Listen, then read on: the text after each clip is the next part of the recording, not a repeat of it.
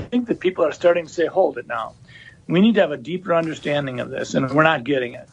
I think that, well, in Minnesota, as a physician, I received an email last week from the Department of Health coaching me on how to fill out death certificates. And I've never really received coaching from the Vital Statistics Agency in terms of how to do a death certificate. But basically, I felt like they were saying, you know, you don't have to have a confirmed laboratory test for COVID-19 in order to make the death certificate be COVID-19. My heart is sinking right now as you're telling me this. You're a doctor.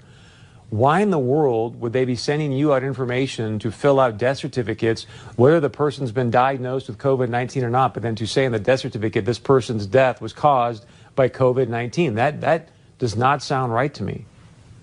I went to the person in our office who does most of the death certificates over the last 10, 20 years, and I said, does this sound right? I had her look at the documents that I printed off, and she said, well, we've always been told that you always put down just facts. You don't put down any probabilities. You don't put any presumptions down. It's just what you know.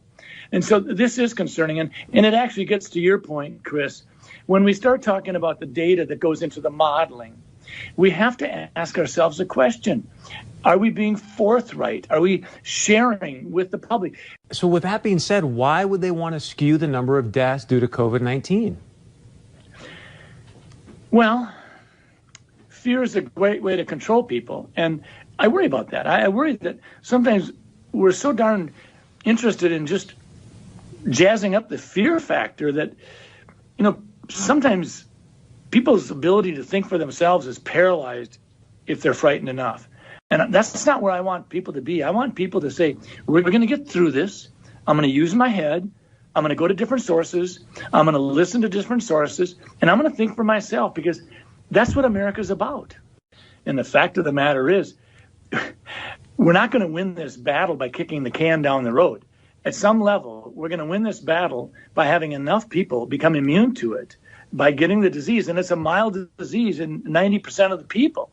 So the idea of minimizing this wave of the pandemic so that the next wave in the fall of the year will be greater, that doesn't necessarily make a ton of sense either. When government goes overboard, we lose our liberties and we may never get them back. So we need to be very careful. We can do it with a more laser precision rather than just whack-a-mole. Doctor and Minnesota State Senator Scott Jensen, thank you so much for the time.